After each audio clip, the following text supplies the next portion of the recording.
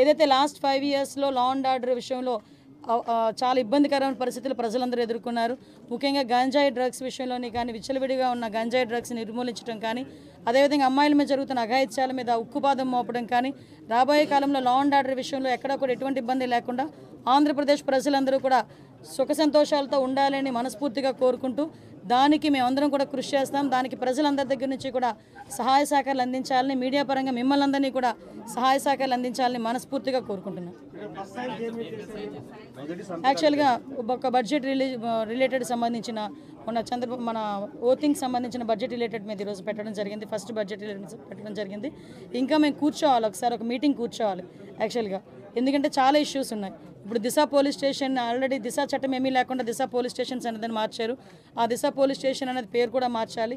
At the same time చాలా issues ఉన్నాయి. Police department వాళ్ళు చాలా ఇబ్బందులు వాళ్ళు ఎదుర్కొంటున్నారు. డిపార్ట్మెంట్ వైజ్గా ఇబ్బందులు చాలా ఉన్నాయి వాళ్ళకి కూడా. ఈవెన్ ఇప్పటికీ కూడా కొన్ని పోలీస్ స్టేషన్లోని మినిమం ఎమ్యూనిటీస్ లేకుండా వాళ్ళు ఇబ్బందులు పడే పరిస్థితి కనిపిస్తూ ఉంది. అలాంటి విషయంలోని కానీ రాబోయే సిచ్యువేషన్స్లో ఇప్పుడు గాంజా డ్రగ్స్ విషయంలో ఏదైతే ఇనిషియేషన్ తీసుకున్నామో దాని మీద కూడా ఒక టాస్క్ ఫోర్స్ ఏర్పాటు చేసుకొని దాన్ని కూడా ముందుకు తీసుకెళ్లే కార్యక్రమంలో రేపు ఫర్దర్గా మేము కూడా ముందుకెళ్తాం.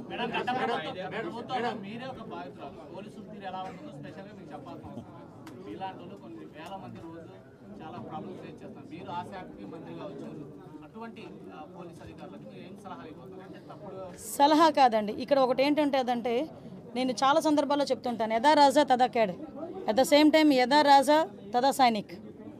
ఓకే, రాజు ఎలా ఉంటే సైనికులు అలాగే ఉంటారు. ఈరోజు రాజు మారాడు, సైనికులు ఆటోమేటిక్గా మారాలి. That's it.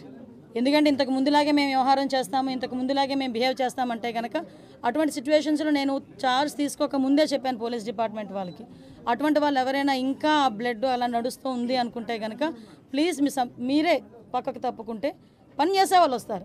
నేను ఈరోజు ఏదో చంద్రబాబు నాయుడు గారికో పవన్ కళ్యాణ్ గారికో ఎన్డీఏ లీడర్స్కో మాకో పనిచేయమని చెప్పట్లే. ప్రజలకు అనుగుణంగా పనిచేయండి, ప్రజా రక్షణ విషయంలో పనిచేయండి. మీరు ఏదైతే కాకి డ్రెస్ వేసుకున్నారో దానికి గౌరవంగా మీరు అందరూ పనిచేయండి అని చెప్తున్నా. దాని మీద నేను ఈ రోజుకి కూడా స్టాండ్ అయి ఉన్నా. నేను ప్రతిపక్షంలో ఉన్నప్పుడు అదే మాట చెప్పాను, అధికారంలోకి వచ్చి హోమ్ మినిస్టర్ అయిన తర్వాత కూడా అదే మాట చెప్తున్నా. దీనిలో ఎక్కడ కూడా డీవియేషన్ లేదు.